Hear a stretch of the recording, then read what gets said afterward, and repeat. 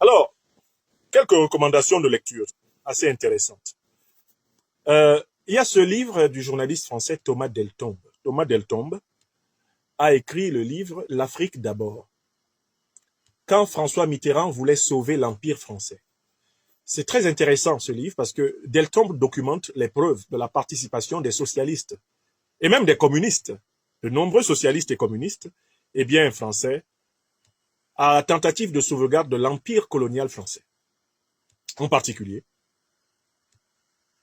Deltombe éclaire le jeu trouble de François Mitterrand, qui, tout en appartenant à la gauche française des années 40-50, s'est avéré un grand serviteur du colonialisme français et du néocolonialisme français.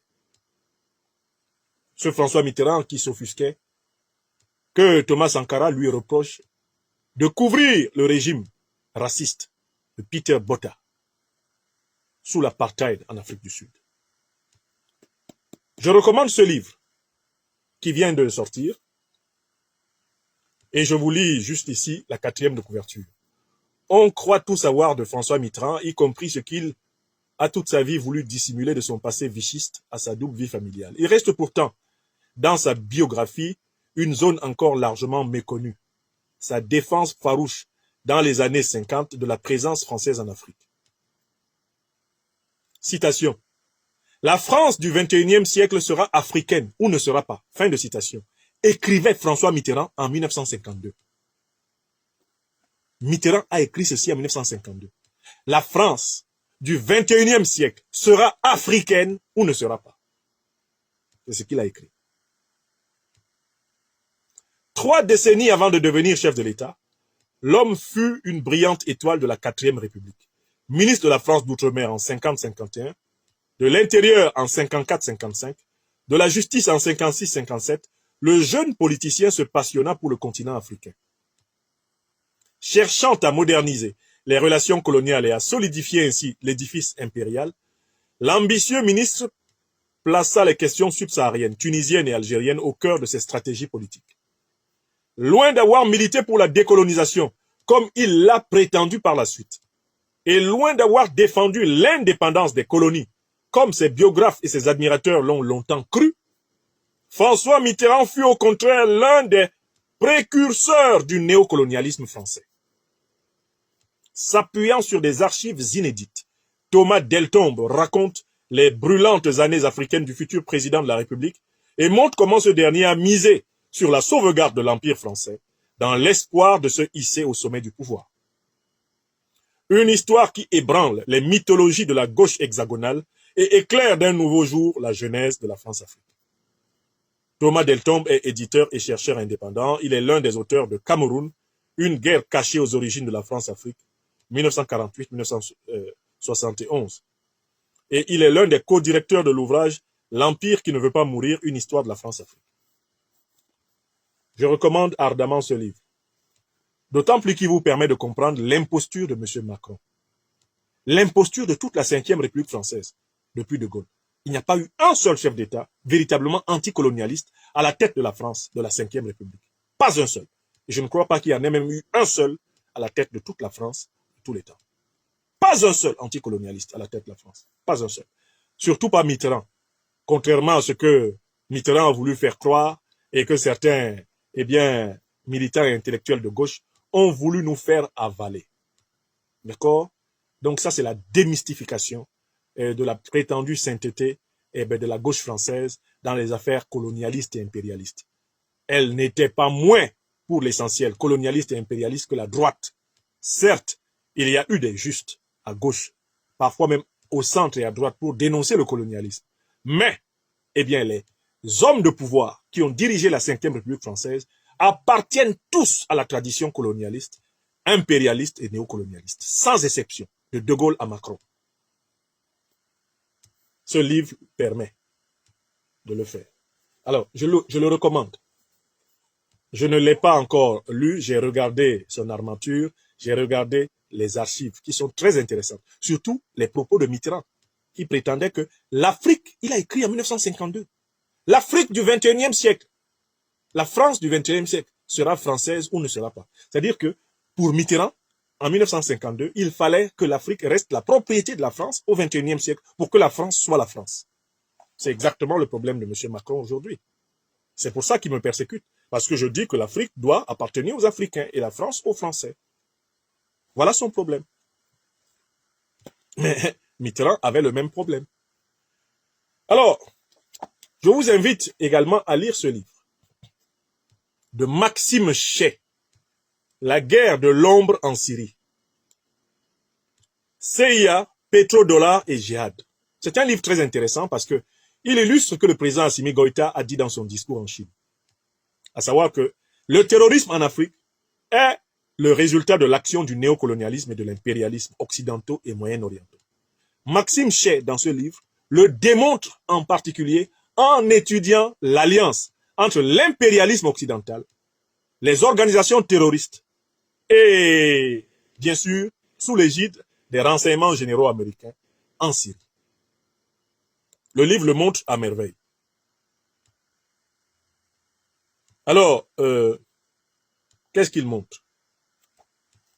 J'ai plié une page que je voulais vous faire apprécier à l'intérieur de cet ouvrage que j'ai commencé à lire.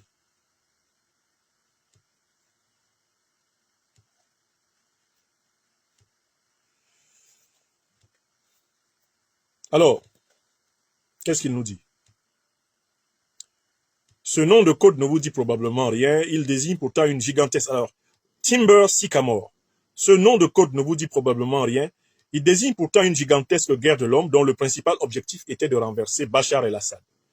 Menée par la CIA et ses alliés dès l'automne 2011, puis stoppée à partir de l'été 2017, cette campagne secrète attira peu l'attention des médias occidentaux. Or, elle mobilisa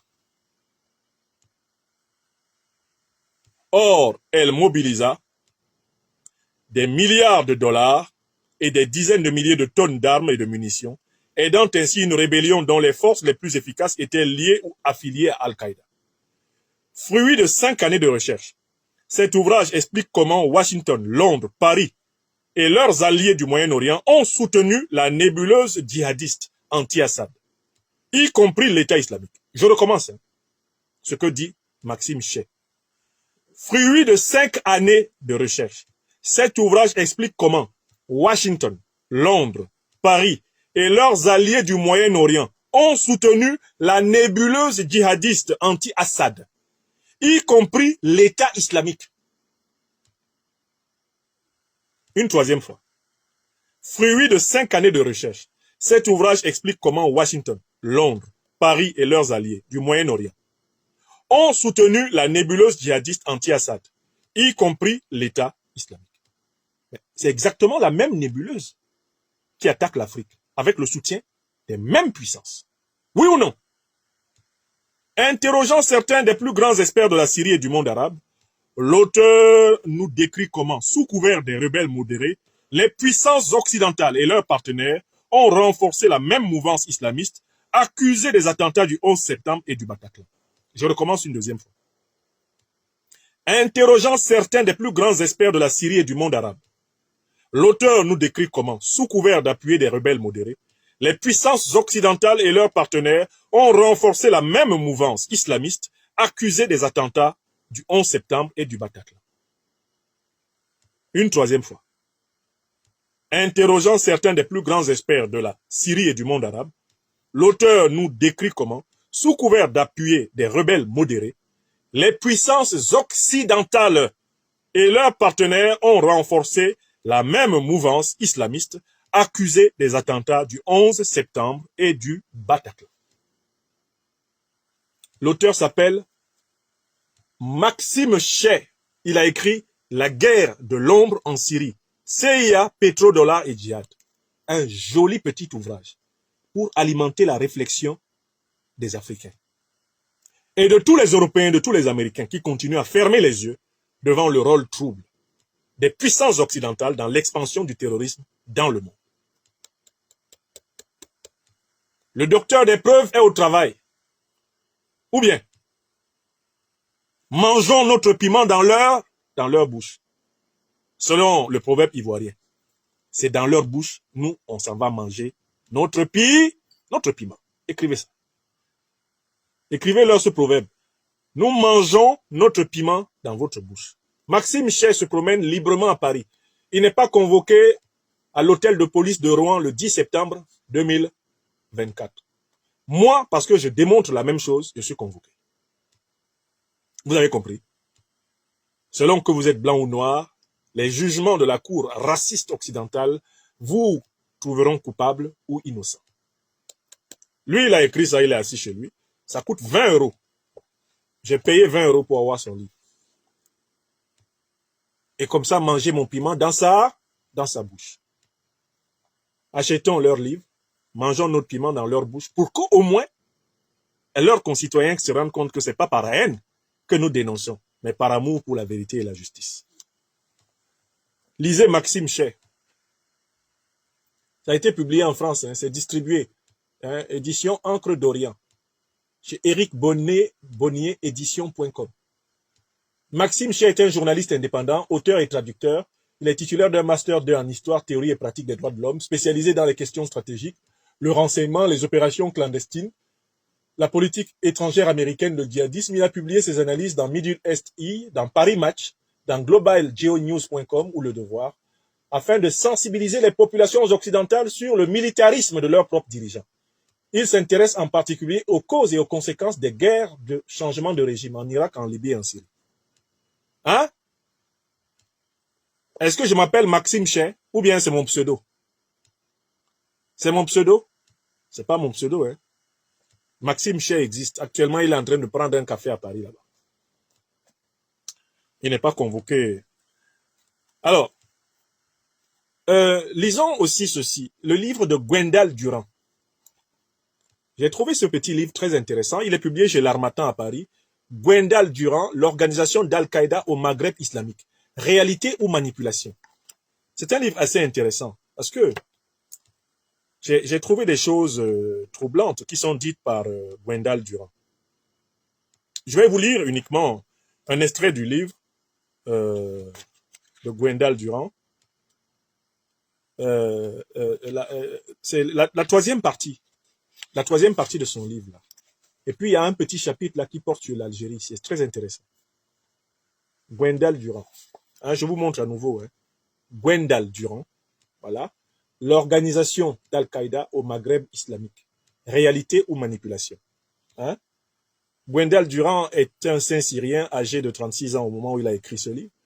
C'est un lieutenant-colonel, officier de gendarmerie, diplômé en relations internationales et breveté du Collège interarmé de défense. Eh bien, il a commandé un escadron de gendarmerie mobile et a participé à plusieurs opérations extérieures au Kosovo, en Côte d'Ivoire, ainsi qu'à une mission en Roumanie dans le cadre de la coopération européenne de sécurité. Il commande actuellement la compagnie de gendarmerie départementale de Bordeaux. Ça, c'était au moment où le livre a été publié. Ah, je vous donne la date. En 2015. Il était en poste en 2015. Hein. C'est un officier de gendarmerie, un officier français de gendarmerie. Alors, c'est intéressant ce qu'il dit, Gwendal Durand. Je vous lis un extrait. C'est la troisième partie. Elle est intitulée « Une terreur fabriquée, le terrorisme en Afrique. Est-ce une terreur fabriquée ?» L'officier de gendarmerie française s'interroge. Les ouvrages et les articles de presse ne manquent pas à propos des manipulations qu'auraient exercées les hommes du département du renseignement et de la sécurité algérienne sur les groupes islamistes depuis le début de la guerre civile. La direction du renseignement et de la sécurité algérienne, ça s'appelle la DRS. Il est vrai que certains faits troublants peuvent accréditer la thèse d'une terreur fabriquée. L'officier français accuse la direction de sécurité algérienne d'avoir manipulé souvent, depuis les années 90, des groupes terroristes. On continue. S'agit-il seulement d'un fantasme? La menace terroriste est-elle surévaluée ou surmédiatisée? En tout cas, la désinformation sert les deux camps.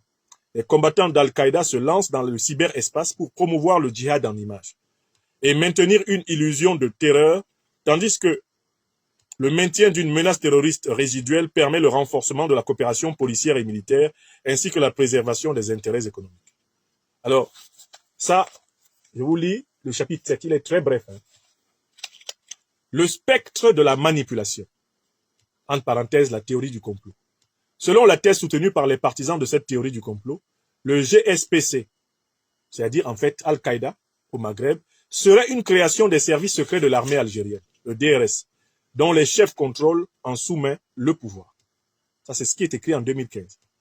Derrière la façade civile du président Bouteflika, élu en 1999 puis en 2004, le terrorisme résiduel du GSPC serait l'un des leviers pour consolider leur mainmise sur les richesses du pays et pour se légitimer auprès des puissances occidentales, en particulier les États-Unis, dans le cadre de la guerre globale contre le terrorisme. Depuis 2006, la recrudescence des actions terroristes islamistes, sous la nouvelle appellation plus porteuse d'AQMI, ne s'expliquerait que par l'intensification de la lutte des clans au sommet de l'État algérien pour le contrôle et la répartition de la manne pétrolière, considérablement accrue par l'augmentation du prix des hydrocarbures. Deux camps s'affronteraient. Celui du général Mohamed Tewfik Médienne, chef du DRS depuis 1990, qui aurait vu sa prééminence contestée par le clan Bouteflika, à propos de l'alliance privilégiée nouée par le clan Tewfik avec les États-Unis pour l'exploitation des hydrocarbures. Vous entendez? À la tête de l'Algérie, il y a un clan qui a passé alliance avec les États-Unis pour l'exploitation des hydrocarbures algériens et sahéliens. D'où le choix de Tewfik pour déstabiliser le clan présidentiel, de recourir à la terreur et de multiplier les actions terroristes d'AQMI, y compris contre des cibles étrangères. Donc, dans le cadre de ce duel, on manipule Al-Qaïda, on s'allie à Al-Qaïda pour pouvoir contrôler les zones pétrolières. Dans un entretien accordé à Rue 89, média alternatif français diffusé sur Internet, François Gèze accuse les généraux algériens du clan Tewfik Médienne d'avoir commandité les attentats du 11 avril 2007. Selon lui, la presse algérienne, pourtant contrôlée par le pouvoir, mettrait en cause la coupole militaire mafieuse. Les trois kamikazes qui conduisaient les voitures piégées n'auraient en fait aucun lien avec l'islam radical et auraient été recrutés par la DRS. Il appuie notamment ses propos sur la déclaration du ministre algérien de l'Intérieur, Yazid Zerhouni, proche du président Bouteflika, qui déclare 5 jours après l'attentat. Citation. La piste du terroriste qui a visé le palais du gouvernement n'est pas plausible. Moi, je pense qu'on a des kamikazes chargés d'une mission et puis on les a fait exploser pour ne laisser aucune trace. Le président Bouteflika lui-même va accuser les capitales étrangères d'être à l'origine des attentats. Cette déclaration, qui n'a pas été prise au sérieux par la presse française, visait en fait la relation entre le clan Tewfik et les États-Unis. Par cette formule, le président algérien aurait fait l'amalgame entre AQMI, le clan Tewfik en Algérie et les États-Unis. Les autorités américaines n'ont certes pas commandité les opérations, mais le général Tewfik Médienne, soupçonné d'être proche des services secrets américains et des grandes entreprises pétrolières, aurait voulu donner des gages et leur envoyer un signe. Il ne s'agit pourtant pas des premiers soupçons de manipulation sur fond d'intérêts américano-algériens. L'affaire des otages du Sahara en 2003 et la rocambolesque arrestation d'Abdelrazak El Para ont laissé place à de nombreuses interrogations. El Para, présenté comme un agent du DRS, infiltré au sein du GSPC, c'est-à-dire d'Al-Qaïda, a organisé l'enlèvement de 32 touristes. Le 14 mai 2004, un premier groupe d'otages est libéré après un bref assaut des militaires algériens au cours duquel des précautions ont été prises pour préserver la vie des otages. L'un des otages allemands libérés doute de cette version officielle. Citation. Les salafistes savaient très bien ce qui allait se passer. Ils nous avaient intentionnellement fait marcher 18 km pour que nous puissions assister au scénario de notre libération. Fin de citation. Les ravisseurs et le second groupe d'otages échappent facilement à l'encerclement mis en place par l'armée algérienne. Ah, c'est bizarre. Les derniers touristes retenus sont libérés au mois d'août après le versement d'une rançon. Les magistrats suisses chargés de l'enquête vont se heurter à un refus de l'Algérie de coopérer. L'arrestation d'Abdelrazak El Para est encore plus troublante. En mars 2004, El Para et une cinquantaine de ses hommes sont capturés par les rebelles tchadiens du MDJT. Réalisant d'emblée qu'ils détiennent ce salafiste que tout le monde recherche, ils prennent contact avec les autorités algériennes pour son extradition. Mais les discussions traînent en longueur. Intrigués par la gêne que semble occasionner la capture de l'ancien officier devenu chef terroriste, les rebelles du MDJT font part dans le journal Le Monde de l'étrange réticence des services algériens. Le DRS cherche à le récupérer discrètement. Ils y parviennent en octobre 2004. Depuis, El Para serait détenu dans un lieu tenu secret. Aucun procès public ne s'est tenu, il a été condamné par contumace. L'affaire des otages aurait servi à crédibiliser la thèse d'un Sahel devenu base de repli d'Al-Qaïda pour ainsi légitimer le déploiement de soldats américains dans la région, dans le cadre de la guerre globale contre le terrorisme. Voilà. Je voulais vous lire cet extrait-là pour vous montrer que des recherches françaises menées par un officier de gendarmerie établissent la participation de l'État algérien aux côtés d'Al-Qaïda et des puissances de l'OTAN, eh bien, à l'entretien du terrorisme au Sahel. Lisez l'officier de gendarmerie saint-syrien, lieutenant-colonel Durand. Officier de gendarmerie en exercice au moment où il a publié son livre, sa recherche. C'est clair ou c'est pas clair? Ok. C'est un livre à lire. C'est un livre à lire et à faire lire. Ça. Là, enfin, un avant-dernier extrait que je voudrais vous faire lire. C'est ce livre. C'est un livre écrit par Olivier Anne et Thomas Flichy de la Neuville. Il est intitulé « L'État islamique, anatomie du nouveau califat ». L'État islamique, anatomie du nouveau califat. D'accord? Qu'est-ce qu'il a démontré? Je vous lis d'abord la 4e de couverture avant de vous lire 2 larges extraits du livre. Depuis l'été 2014, situé à cheval sur la Syrie et l'Irak, s'est constitué avec une rapidité étonnante l'État islamique, une entité politique et religieuse dont la définition échappe encore à toutes les hypothèses. Mais cet État spontané n'est pas né du hasard, et un retour sur l'histoire du Proche-Orient dévoile les racines de cette organisation sanguinaire. Le califat est une résurgence de l'islam médiéval qui puise à un fanatisme religieux revendiqué par ses combattants. Même leurs violences obéissent à un programme d'action tiré du passé où la Kalachnikov a remplacé le sabre. Recrutant les candidats aux martyrs dans tout le monde musulman, jusqu'en Europe et en Inde, l'État islamique maîtrise parfaitement les tactiques militaires, la communication de guerre et déploie une terreur inédite pour s'imposer. Son émergence est en train de recomposer la carte du Moyen-Orient et bouleverse les équilibres géopolitiques au cœur de l'Asie et de l'Afrique. Olivier Anne est arabophone, agrégé et docteur en histoire, chercheur associé à l'université d'Aix-Marseille. Il est spécialiste de l'histoire de l'islam. Docteur en droit et ancien élève en persan de l'Institut national des langues et civilisations orientales, Thomas Flichy de la Neuville est spécialiste de l'Iran. Il enseigne notamment à l'université d'Oxford. Leur livre coûte 15 €. Voici ce que j'ai trouvé dans le livre. Un paragraphe qui m'a beaucoup intéressé. À la page 140, un paragraphe qui nous parle du jeu dangereux, le jeu dangereux du Qatar. Le jeu dangereux du Qatar. Ce Qatar, auquel toutes les portes sont ouvertes, n'est-ce pas? En France, en Europe, aux États-Unis. Le jeu dangereux du Qatar. Écoutez.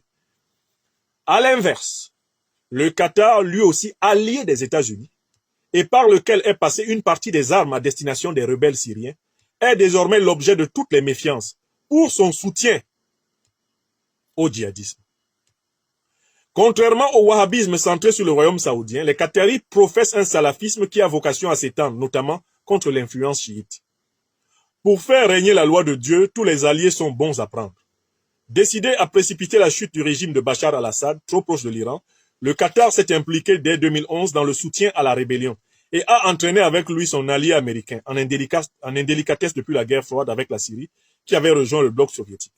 Depuis novembre 2012, le Qatar accueille à Doha un sommet entre les différents acteurs de la rébellion, rencontre qui aboutit le 11 novembre à la signature d'un accord visant la création d'une coordination entre insurgés. Mais l'affaiblissement de l'armée syrienne de libération dès 2013 et la montée en puissance en Syrie des courants djihadistes purs et durs comme Al-Nosra et l'État islamique ont jeté la suspicion sur le petit royaume pétrolier, déjà accusé de financer le salafisme en Europe. Des personnalités qataries, des oulémas, des membres du gouvernement ou des milieux d'affaires sont susceptibles d'avoir organisé des transferts d'argent en profitant du silence de leur pays. Il s'agit souvent de sommes en liquide, comme le prouve l'arrestation par les services jordaniens de convoyeurs de fonds transportant jusqu'à $1 million en billets. Une partie serait allée à Al-Nosra et peut-être à l'État islamique. L'Iran accuse directement le Qatar d'avoir armé les rebelles et organisé l'exfiltration de 1800 djihadistes depuis le Maghreb et la Libye jusqu'en Syrie via la Turquie et vers l'Irak via le Kurdistan irakien. Ce serait donc toute une chaîne de complicité qu'il faudrait révéler. Dans l'année 2014, face au retournement brutal de situation au profit de l'État islamique, le Qatar s'est défendu publiquement et a réorienté son financement à la résistance syrienne. Si les princes qataris ont distribué des fonds à des organismes humanitaires islamiques dissimulant des activités militaires, ils ont pu le faire à titre privé, mais certainement pas au nom de l'État. De toute façon, Daesh n'a plus besoin de l'argent qatari pour se financer. Depuis le sommet international de Jeddah en septembre 2014, le Qatar s'est rangé clairement du côté de la coalition anti-Baghdadi et les autres pays du Golfe Persique en ont fait les frais. On fait de même. Mais cet engagement officiel présente les mêmes ambiguïtés qu'en Arabie Saoudite, car le Qatar se contentera d'une aide logistique, laissant sa base d'Oudéide à disposition des armées alliées pour y installer leur centre de commandement. Les États du Golfe et la Ligue arabe ne veulent pas provoquer directement la mort de coreligionnaires sunnites en Irak et en Syrie, tout au plus acceptent-ils d'être les complices. En outre, le Qatar héberge des organisations islamiques qui s'affranchissent de la position diplomatique du pays et soutiennent ce qu'elles appellent la révolution populaire irakienne. Fin de citation. Même dans ce livre, qui est écrit avec une prudence de chat, on nous montre que il y a des raisons légitimes de penser que le Qatar soutient les organisations terroristes qui ensanglantent le Moyen-Orient et l'Afrique. Donc, ça permet de se poser la question de savoir, mais pourquoi les États africains continuent à avoir des relations ordinaires et normales avec le Qatar, avec l'Arabie Saoudite, tous ces pays-là qui sont des bases arrière connues des organisations terroristes. Je pose cette question à tous nos dirigeants, même nos dirigeants sahéliens. Est-il normal que l'Afrique noire continue d'entretenir des relations diplomatiques normales avec le Qatar, avec tous les faisceaux de preuves qui montrent que cet État joue un certain rôle, voire un rôle certain dans la déstabilisation de l'Afrique? Qu'il fasse ami-ami avec les pays de l'OTAN, on comprend, puisque les pays de l'OTAN sont aussi des parrains des organisations terroristes. Mais que les pays africains ne demandent pas au Qatar de se positionner clairement face au terrorisme qui les ensanglante, c'est un vrai problème. J'appelle les dirigeants africains, les élites politiques, intellectuelles, les militants africains à critiquer courageusement la duplicité du Qatar, de l'Arabie Saoudite, la duplicité des puissances moyen-orientales face à l'Afrique. Nous devons la dénoncer avec la même vigueur que nous dénonçons le néocolonialisme français et l'impérialisme occidental en général.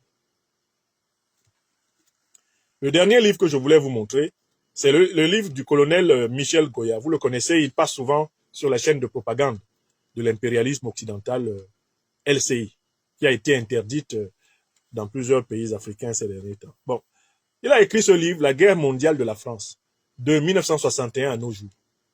La guerre mondiale de la France, de 1961 à nos jours. C'est le colonel Goya qui écrit ça. Je vous lis la 4e de couverture du livre qui m'a intrigué, qui a fait que je l'achète. Il coûte 11 €. Depuis 1961, la France a mené 20 guerres sur 3 continents et 13 grandes opérations militaires de police internationale. La guerre est un état permanent de la France et de la Ve République. Ça, c'est ce que dit la 4e de couverture du livre du colonel Michel Goya. Je recommence la citation. La guerre est un état permanent de la France et de la Ve République. Citation, Michel Goya. La guerre est un état permanent de la France et de la Ve République. Quand j'ai lu cette 4e couverture, ça m'a rappelé la devise qui a été découverte au siège de l'Union européenne, à Niamey. La paix, on peut l'éviter. C'est la même chose. La guerre est un état permanent de la France, de la Ve République. C'est-à-dire que Michel Goya nous dit, la France, la Ve République fait la guerre tout le temps. C'est important pour elle d'être en guerre tout le temps. C'est un axe essentiel de sa politique. Elle est en guerre tout le temps. C'est le colonel Michel Goya qui nous le dit. Je lis la 4e de couverture. Pour autant, les Français ne le savent pas toujours, car ces opérations sont limitées dans leur ampleur et souvent lointaines. Du Tchad au Mali, en passant par le Liban, le Rwanda ou l'Afghanistan, des centaines de milliers de soldats nomades ont ainsi été engagés pour la défense de la France. Vous entendez ce que dit Michel Goya? Ils s'en vont combattre au Mali, ils s'en vont tuer plus de 60 Ivoiriens devant l'hôtel Ivoire à Abidjan pour la défense de la France. Est-ce que le Mali, c'est la France? Est-ce que l'hôtel Ivoire, c'est la France, à Abidjan? Pourquoi vous tirez sur les Ivoiriens, vous tuez 60 et on ne juge personne? Et vous ne voulez même pas qu'on vous dise, mais écoutez, convoquez le procès des assassins de l'hôtel Ivoire. Vous ne voulez pas convoquer le procès, pourquoi? De quel droit vous pouvez tirer sur des Africains comme on tire sur des lapins, qui plus est des civils, et rentrer, vivre votre vie tranquillement. Depuis le 9 novembre 2004, personne n'a été convoqué au tribunal. Michel Goya dit qu'ils sont engagés pour la défense de la France. Donc la défense de la France se fait au Mali. Elle se fait au Rwanda. Elle se fait au Cameroun. Elle se fait au Tchad. Donc ces pays-là ne sont pas l'Afrique alors. C'est toujours la France. C'est écrit en 4e de couverture, c'est publié à Paris. Et il continue. Michel Goya décrit cette guerre mondiale en miettes que conduit chaque président pour maintenir notre statut de puissance à travers plusieurs grandes périodes stratégiques et jusqu'au bouleversement de la guerre en Ukraine. Donc il dit que tous les présidents de la 5e République française ont fait des guerres dans le monde pour entretenir la puissance française. C'est ce que dit Michel Goya. Et il le dit de façon décomplexée, sans se rendre même compte qu'il y a une question fondamentale qu'il faut se poser. Était-ce des guerres justes? Les guerres de colonisation sont-elles des guerres justes? Les guerres de néocolonisation sont-elles des guerres justes? Les coups d'État pour empêcher les peuples de choisir librement leurs dirigeants sont-ils légitimes? Michel Goya ne se pose pas la question de la légitimité de la guerre permanente que la France mènerait partout dans le monde. Il estime que c'est nécessaire pour sa puissance, peu importe les conséquences. On continue?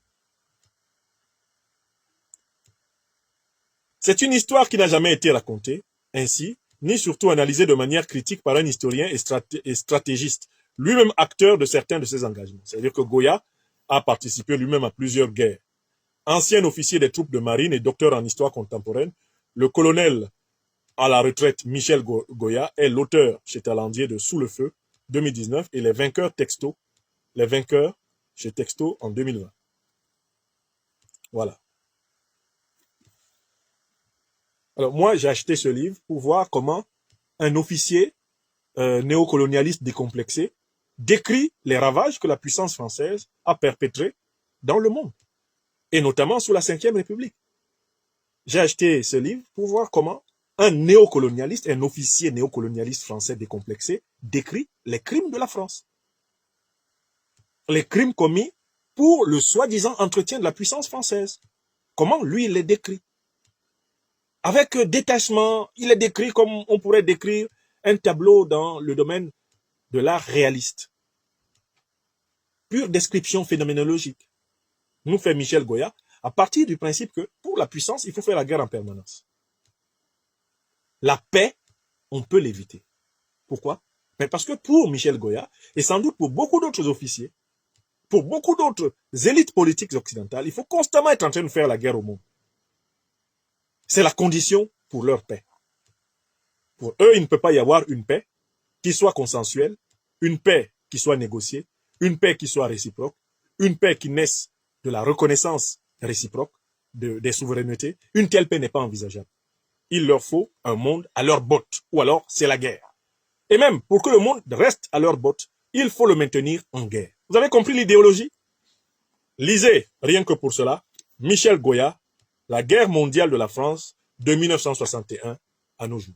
Voilà, mes chers amis, les lectures par lesquelles je voulais conclure cette émission, pour vous dire que quand je me tais, c'est souvent parce que je suis constamment en train d'apprendre. Voilà, j'espère que d'ici 2 ou 3 semaines, j'aurai épongé ces 4 ou 5 ouvrages, j'en aurai extrait l'essentiel pour continuer à alimenter notre réflexion et à alimenter nos émissions. En tout cas, faites comme moi, lisez. Ces livres-là, c'est pas de la décoration.